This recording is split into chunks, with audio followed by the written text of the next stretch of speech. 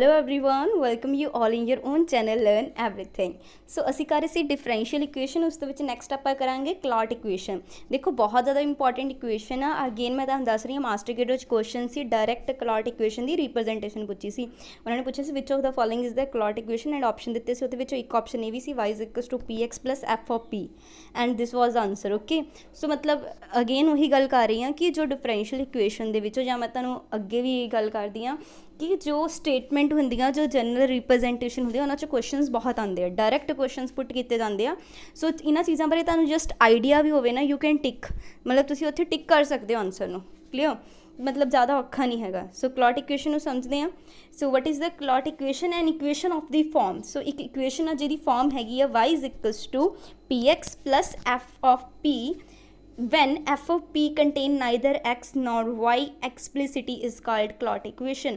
सो हुण ये भी पूछा जा सकता, क्लॉट इक्वेशन दे के पूछता f of p कंटेन की करता है। ठीक है, when f of p contain option दे देगा neither x not y explicitly, या फिर ओनली एक्स नॉट वाई, कुछ भी दे सकता ऑप्शन। सो तुहानूं स्टेटमेंट जिहड़ी आ वो एज इट इज़ पता होनी चाहिए आ कि जिहड़ा एफ ऑफ पी आ neither contain neither x not y explicitly is called Clairaut equation. So उस तो बाद हैगा prove that general solution of Clairaut equation. So इस बार हो सकता वो क्लॉट इक्वेशन का जर्नल सोल्यूशन पूछ लवे। कुछ नहीं हैगा, जर्नल सोल्यूशन बहुत ज़्यादा ईजी हैगा आ। बस एफ ऑफ पी जगह तुसी एफ ऑफ सी कर दोगे, सी इज़ द आर्बिट्रेरी कोई कॉन्सटेंट हैगा आ। सो क्लीयर, क्लॉट इक्वेशन आप कर ली, उसका सोल्यूशन भी देख लिया। सोल्यूशन की है, तुसी एफ की जगह की सॉरी पी की जगह की पुट करोगे, just C. So C is an arbitrary constant. So I hope तुहानूं ये क्लीयर हो गया होगा। The general solution of clot equation, this is the clot equation, the general solution is y is equals to cx plus f of c where c is an arbitrary constant। So proof आप नहीं करना है इत्थे, उदा देखना है, देख सकते तुसीं जस्ट डिफरेंशिएट किया है। डिफरेंशिएट करने तो बाद इस फैक्टर नूं इग्नोर किया होया आ। ठीक है, एंड उत्थों p इज इक्वल्स टू की आ गया साडे कोल c। क्यों, देखो तुहानूं पता आ डेरीवेटिव कॉन्सटेंट चीज़ का ही हमेशा जीरो हुंदा ना। सो इत्थे असीं तुसीं नूं सॉल्व करदे सी dy अपॉन dx, पी नूं रखिया एक्स का किया वन, एक्स नूं रखिया पी का किया d P upon D x, यदि f of p f dash p d P upon D x. Again तुहानूं पता d Y upon D x नूं आपां स्मॉल पी पुट करते हैं, प्रीवियस वीडियो च मैं तुहानूं दस चुकी हाँ, है ना। P plus x d P upon D x F dash p d P upon D x. So इनू आपां अरेंज किया, अरेंज करके ये देखो ਇਹਦਾ ही डेरीवेटिव है ना, जिन्होंने ओपन करा u इंटू वी लगा के। सो इतों मैनू इस जो फैक्टर में मैं इग्नोर करती हाँ, मेरे को D P upon D x equal to zero. सानू पता कॉन्सटेंट टर्म का डेरीवेटिव जीरो होंगे। सो इतने पी साढ़े कोई कॉन्सटेंट आ गया। सो इस करके जनरल सोल्यूशन आप इनू एज अ सी रिप्लेस किया। क्लीयर, नैक्सट देखो ये एक नैक्सट होर दसिया होया, if we eliminate P between given equation 1 and x plus F dash P is equals to zero. साडी इक्वेशन नंबर 1 देखो दी हुई है ना, वो मैं जो पी नू रिप्लेस कर दी हाँ सी नाल। Equation number 1 is this.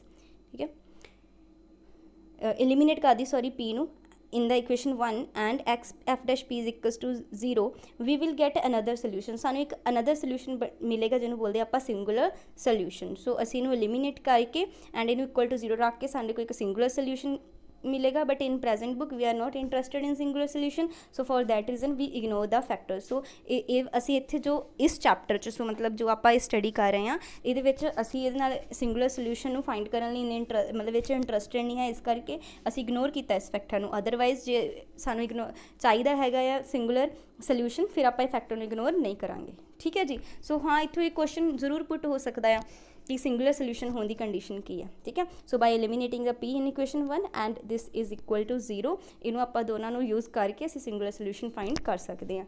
So rule की है, note number 2 rule to solve. So first replace P by C. Next असी नोट नंबर 3 देखते हैं। नोट नंबर 3 के उन्हें दसिया होया कि जी साडी इक्वेशन कुछ इस फॉर्म दी है, y is equals to X F one P plus F two P. This is a not a Clairaut equation नहीं है, बिल्कुल भी डिफरेंशिएट करना है विद रिस्पैक्ट टू एक्स। असी विद रिस्पैक्ट टू एक्स इनू डिफरेंशिएट करांगे, वाई नू किया D Y upon D X जिन्होंने आप पी लिख सकते हैं।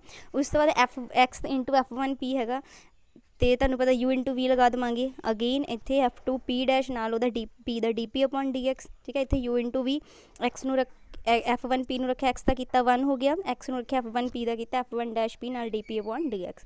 सो अगेन असी इनू इधर लै गए, माइनस का हो गया। सो इधर जो लैके जावांगे इत्थे d x upon d p कर लियो, d x upon d p आ जाएगा। ठीक है, ये चीज़ इधर लैंदा माइनस की होगी, इक्वल टू की रह गया एफ टू डैश पी। सो ये टर्म ये नीचे आ जाएगी इधर, ठीक है। सो साडे कोल ये जिहड़ी इक्वेशन बन गई, this is the linear differential equation in x and इनू असीं अगेन सॉल्व कर सकते हैं। सो इनू मतलब कि असीं अगे डिफरेंशिएट करके सॉल्व करते हैं। क्लीयर, जी क्लॉट इक्वेशन नहीं हैगी। नैक्सट देखो इक्वेशन है solve y minus x P into P minus one equal to P. So इनू असी सॉल्व करना, जे सानू इदा इक्वेशन सॉल्व करन लई आ जांदी। पहला तो तुसीं सिंपल इनू क्लॉट फॉर्म बना लो। देखो Y minus x P into P minus one equal to तुहानू की दिता होया पी। सो आपां इनू इस फॉर्म च लिख लिया, Y into P minus one minus P X into P minus one, मतलब मल्टीप्लाई कर दिता equal to P. So Y into P minus one equal to P X into P minus one plus P.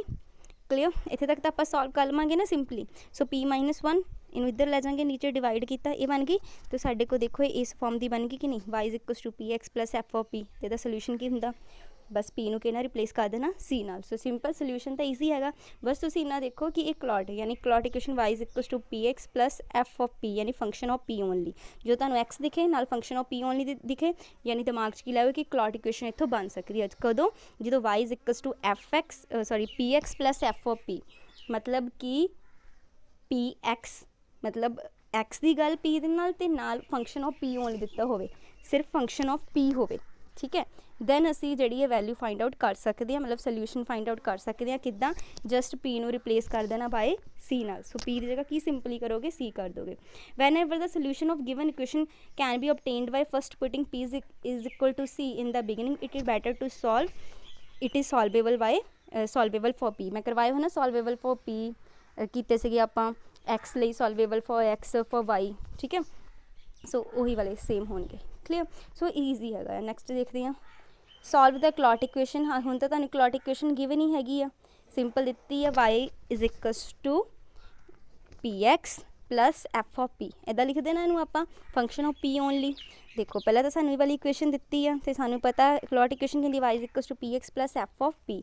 हुण सारा तुहानूं दस्सिया होया Y dash equal to की हुंदा d Y upon D x, यानी जिन्होंने आप स्मॉल पी भी लिखते हैं, है ना, लिखते हैं।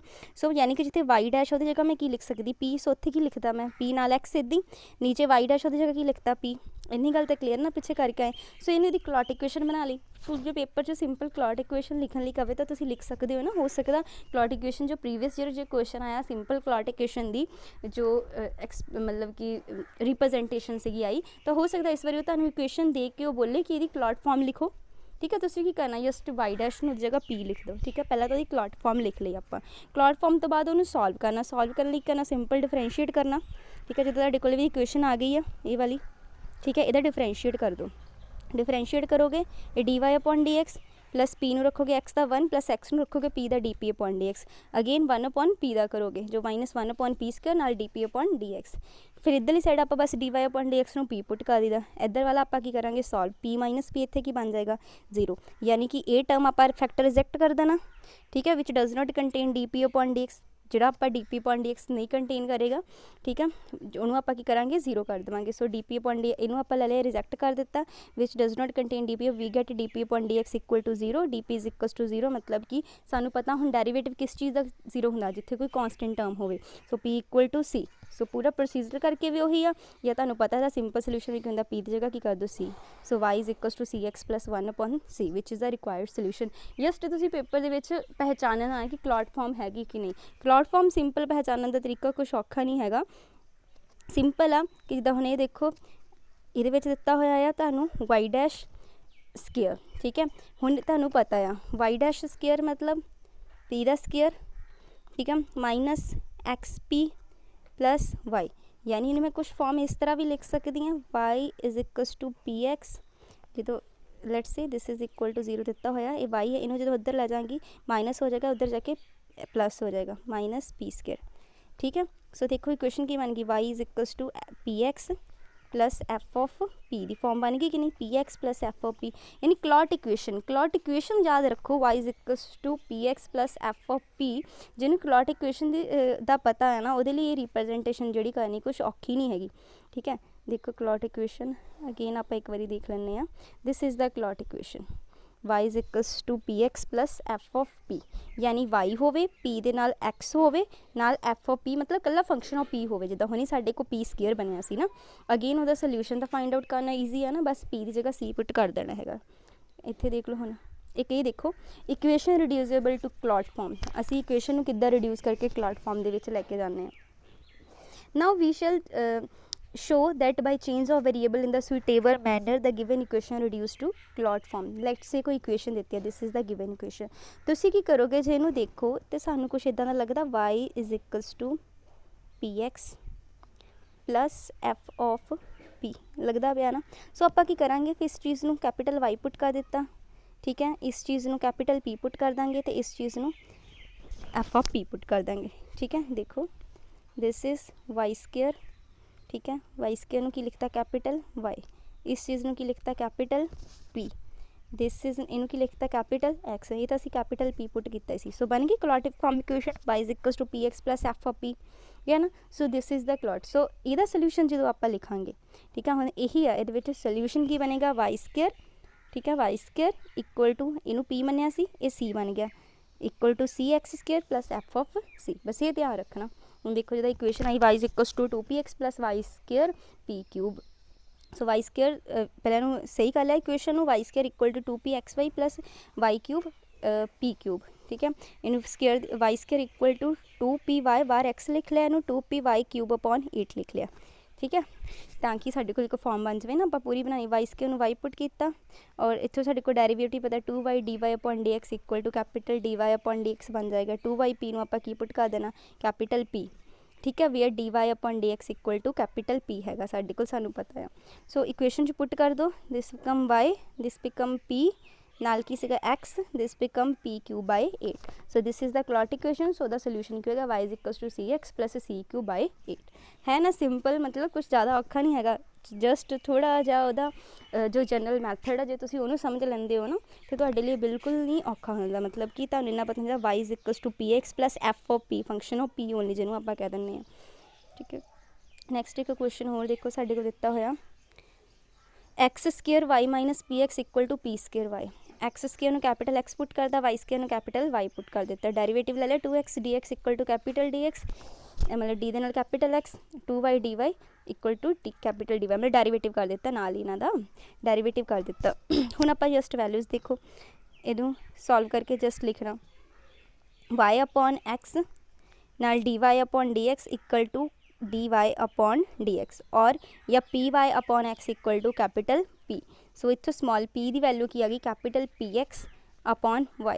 हुण ये वैल्यूज़ की करांगे आप जस्ट पुट कर देवांगे इन्हां विच ही, जिद्दां देखो ये वालियां हैगियां, पहले तुहानूं इहदी लिख लिया x square, wait this is x square, y as it is, x as it is, small p की वैल्यू हुणी आपां कड्ढी सी कैपिटल px अपॉन वाई वो पुट कर दी। अगेन इत्थे ही कैपिटल पी की जो वैल्यू कड्ढी सी पुट कर दी, इनू रीअरेंज करके क्लॉट फॉर्म बना लेनी, बस वाई की जगह की पुट कर देना, बाद च सी पुट कर देना, ठीक है। तो बस क्लॉट फॉर्म बनानी आनी चाहिए आ, उस तो ज़्यादा ये कुछ भी डिफिकल्ट नहीं है, बाकी सारा ईजी है, ठीक है।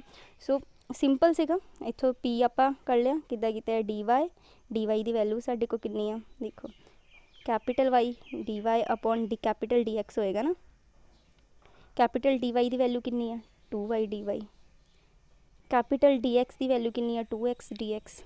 सो ना 2 cancel, so capital D x upon capital D Y upon capital D x की आ गया y upon X small D Y upon D x. So ये चीज़ हो गई। तो capital D Y upon D x की पुट कर दिता capital p, small D Y upon D x small p put कर दिता।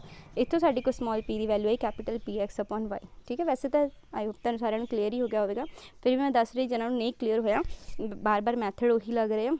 क्लॉट फॉर्म बनानी है, इन्होंने बस एक बार राइट डाउन कर लियो, इक्वेशनस ने एक बार हथों कढ़ लियो तो ये सारे याद हो जाएंगे। तो पेपर जो क्वेश्चन आया मैं तुहानूं दसता सिंपल आया सीगा paper which of the following is the Clairaut form equation. ये मास्टर किड क्वेश्चन आया हुआ सी, उत्थे ऑप्शन दिते सी अलग, जिहदे Y is equal to F X plus Y is equal to P x plus F of P तुहाडा आंसर सीगा, ठीक है। सो जे तुहानूं समझ आई वीडियो पसंद आई लाइक करो, कमेंट करो। Thanks for watching the video.